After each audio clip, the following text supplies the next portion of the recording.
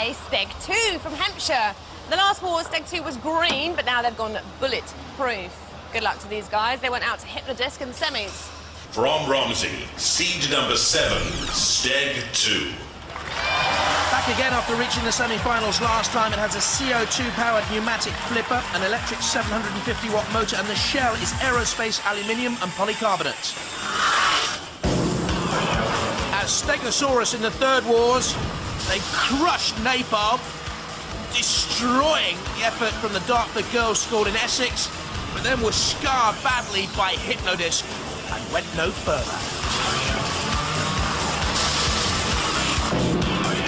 Hello, this is Steg 2. We're back for the wars this year because we got demolished last year by Hypnodisc in the grand final programme, come joint third, Firestorm. With a totally new robot this year, bigger and better than last year. New, more powerful lifting tail, running at about 1,000 psi. She's faster, she's bigger, she's better, and hopefully she's going to go all the way. Roboteers, stand by. There's the Cronos team, Julian and Mark Raffle, bankrupting the family business, it seems. Steg 2, Rob Heasman, Dan King and Peter Rowe. And Crusader 2, Richard Jessup, Reg Clayton and Chris Williams. 2, 1. Steg 2, the 7th sees there on the left. Crusader immediately on the attack. Here's that stronger flipper arm. We saw, but the Steg 2 boys slammed against the arena wall into the CPZ, and that means that Dead Metal, one of the house robots, can come in, weighing in at a sturdy 112 kilos, Dead Metal. Battery-powered engine, mighty powerful. If you go into that area, you can be attacked by the house robots. At the moment, Steg 2 backing on in there as well, which is dangerous. Cronos with a razor-type claw. Now, we've seen Razor go out of the competition. Look at this power, though, by Steg 2. Cronos flip, rolling, tumbling onto the arena floor. Great attack there by the Steg team. Cronos surviving, though. Crusader on the attack on Steg 2. Steg 2 on fire, it seems, there. A worry for Steg. Certainly, the top of the robot is flickering with flame. Cronos driving into the CPZ again. That's a danger. Crusader 2 doing all the work here and very, very impressive. Steg 2 and Cronos side by side. The pit begins to descend. Steer away from that. Crusader, 5mm ground clearance, 6 wheels, aluminium wheels, polycarbonate shell doing well. Now Cronos is in the CPZ again, in the claws of Dead Metal.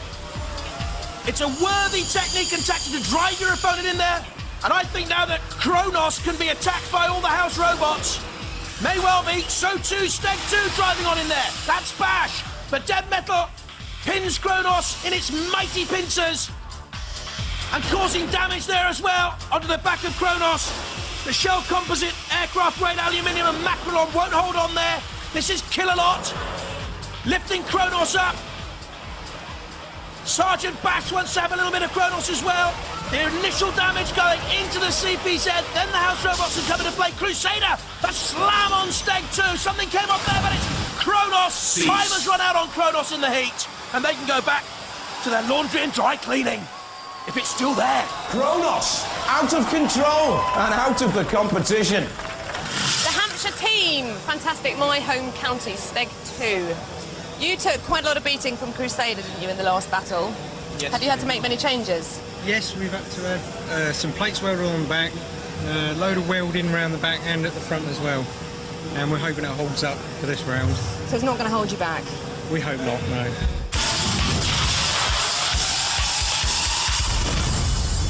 Roboteers, stand by. Will they be iron all washed up? From Somerset, father and son, the Grimms. Steg 2, Rob Heasman, Dan King, Peter Rowe in there.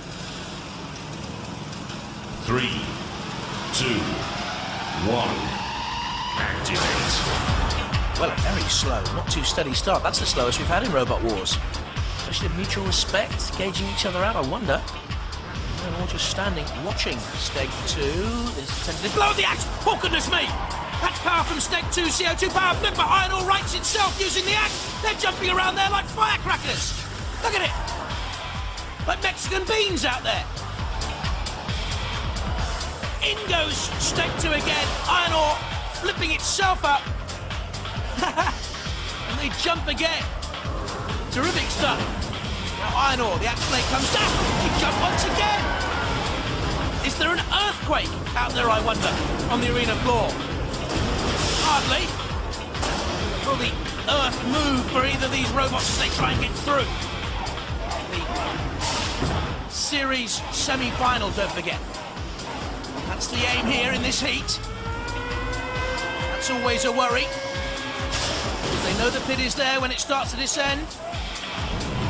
Very tentative stuff, though. They may be leaping around a little bit, but it's ponderous. Iron ore up onto its side. Steg 2 trying to justify its number 7 seeding in the competition. You can see there the tracks of iron ore.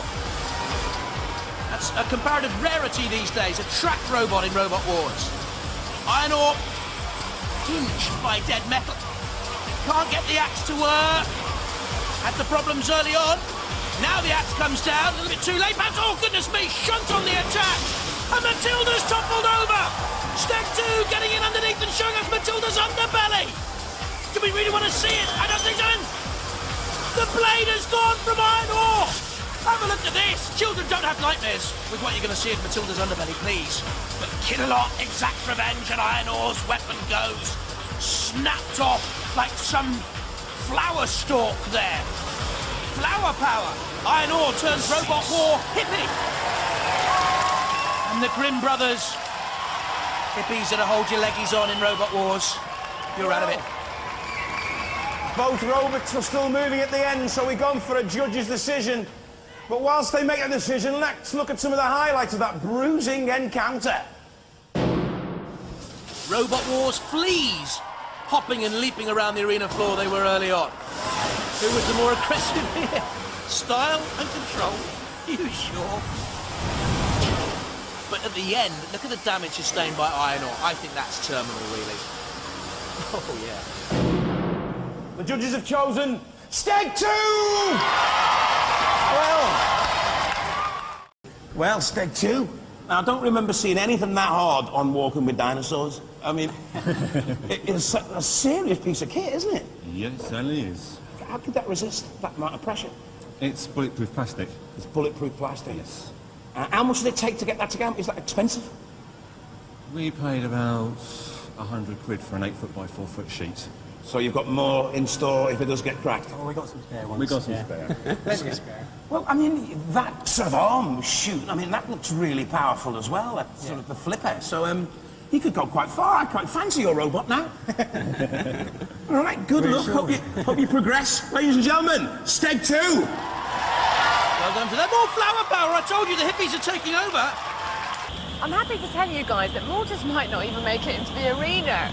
They're still banging around trying to fix their axe. Now, are you keen to fight them? Not really. I don't think so. Looking at the state of it, we're not really keen on fighting anybody at the moment, but... Are you going to hold up? Now, the bulletproof casing is not looking particularly robot-proof. Yeah, we didn't say it was robot-proof.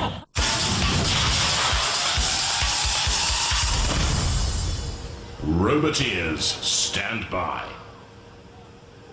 Which is the fitter robot here to survive the heat final?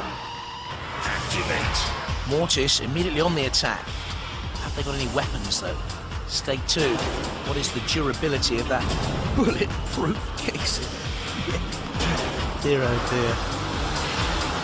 Mortis just off the arena wall on the attack. It's not moving smoothly, is it, Mortis? Is there something wrong with the control? More than just the fact that it's hung over Rob Knight's shoulders. It's a strange one, isn't it? Rather tentative here. Oh, there goes that mighty, powerful pneumatic weapon. CO2 powered, as we've said before. There's Killalot coming out. Now the Mortis lifting arm is raised on high and could well be jammed up there. We haven't seen the axe either. Mortis has no weapons, it seems. Steg 2 has very little manoeuvrability. They have limped their way into the heat final. There goes the axe now. They were simply holding it back, Mortis, were they? Did they suck Steg 2 into a false sense of security? Can they retrieve the axe and bring it down? Steg 2! There goes the big flipper! Hoist still off there! You Mortis boys! Hoisted by their own petard, perhaps!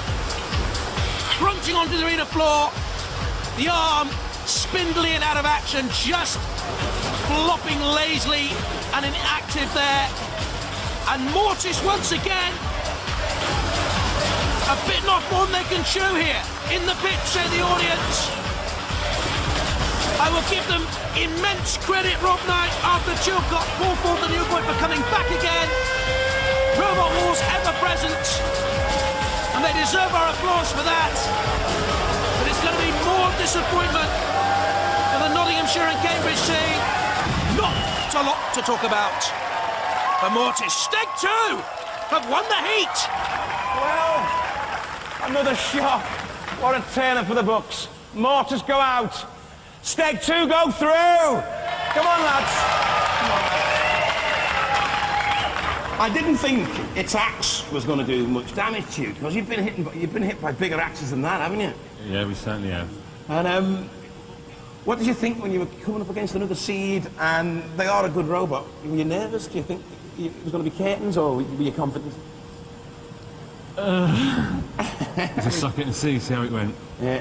I mean, did you expect to get this far, though? It's not bad in the series semi-finals now, lads. Yeah. I mean, to start with, you know, for my first fight, I didn't think we were going to get very far, because we sustained so much damage that things would just go in pants, really. I mean, it was just...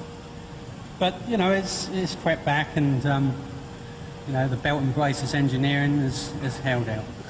Good luck in the series semi-finals. A round of applause for Steg 2!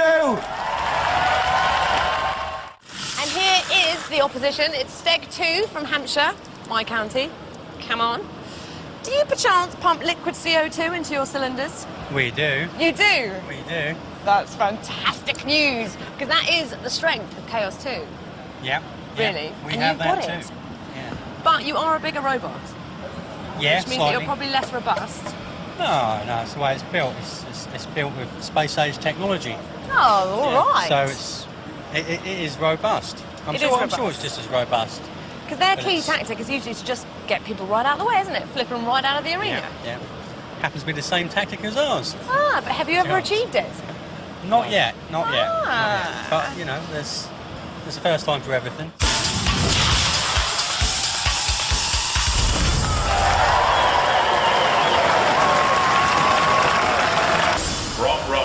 Siege number 7, Steg 2. They reached the semi-finals last time in a previous guise. His Stegosaurus also has a CO2-powered pneumatic flipper, an electric 750-watt motor. The Shell Aerospace aluminium is bulletproof.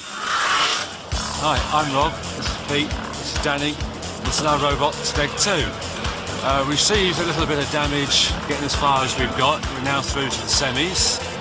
We've had to make new polycarbonate top because it got a bit damaged, and our tail is being repaired at the moment as it got a little donk in it from Mortis, but hopefully it'll last to the final.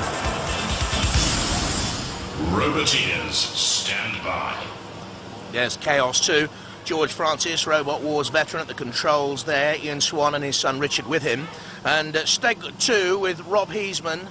He's the bearded man on the right-hand side. Dan King at the controls. 2, 1,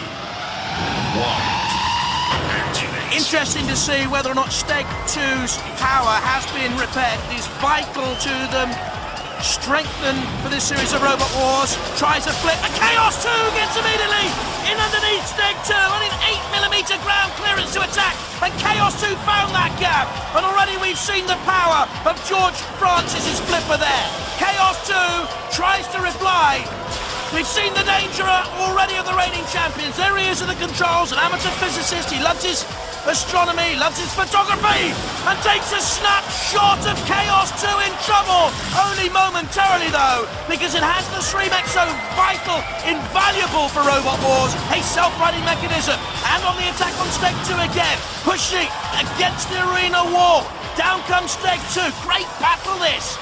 Flip and a flop. A hop, skip and a jump battle. in the series semi-final, the first of our semi-finals in Steg 2. Just dragged into that CPZ, the corner patrol zone. Don't forget, the house robots can then come out and attack. You're knocked into the CPZ. Steg 2 on inside now! And that's the vulnerability of a Shreemec. If you're topsy-turvy, you can use it, but once you're on your side, can the Steg 2 team, Rob Heisman, Dan King and Peter Rowe now right Steg 2? I don't think so. I think it's all over for Steg 2 after a very good opening few moments to this battle. Flipped up fight. The arena flipper there. It rolled 2 or 3 meters. Tries to right itself. Can't. Oh, all over for Steg 2. And they started so promisingly. Well, Steg 2 is definitely now extinct. Chaos 2 goes through.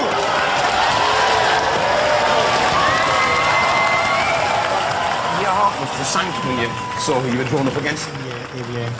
You made a great improvements on your robot since last year, though. You put a flipper on it and stuff like that. Yeah. And you had him on his back. Yeah. Put himself right away. So does yours, though, as well, didn't it? Yes, it did, yeah. Have you enjoyed it? Yeah, a lot. You're up against the reigning champions. Well, they're the champions. I mean, we did well. They are quite powerful, aren't they? And you did do well. Give yourselves a pat on the back. Ladies and gentlemen, let's hear it for Steg 2.